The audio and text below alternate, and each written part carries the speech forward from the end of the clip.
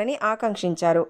ఈరోజు Srilakshmi music recording అనేది పసుపులేటి దేవదాస్ గారు ఓపెన్ చేయడం, అది హైదరాబాద్ వచ్చినాక చెప్పినప్పుడు నేను కొంచెం సర్ప్రైజ్ అయ్యాను. ఇక్కడ రికార్డింగ్ పెట్టి ఇంత మనం సాఫ్ట్వేర్ బ్యాక్గ్రౌండ్ తీసుకొచ్చేసి పెట్టిన తర్వాత నిజంగా ఎంతవరకు పికప్ అవుతుంది, వీళ్ళ దగ్గర నిజంగా ఎంత టాలెంట్ ఉంది అనుకున్నాను.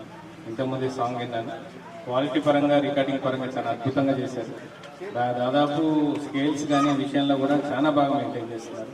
సో ఇక్కడ లోకల్ టాలెంట్కి ఇది నిజంగా చాలా యూజ్ అవుతుంది. ఈ టాలెంట్ మనం బ్యాకప్ చేసుకుని ఈరోజు యూట్యూబ్ మాధ్యమం మనకు యూజ్ అవుతుంది. ఇక్కడ రికార్డింగ్ చేసి మనం యూట్యూబ్లో చేసుకున్నప్పుడు జానపద కళాకారులకు కానీ లేకపోతే వాళ్ళ తరఫున వాళ్ళు కంపోజ్ చేసి చిన్న సినిమాలకు సంబంధించిన సాంగ్స్ కానీ యూట్యూబ్లో పెట్టినప్పుడు డెఫినెట్గా చాలా మందికి మైలేజ్ రావడం గమనించు.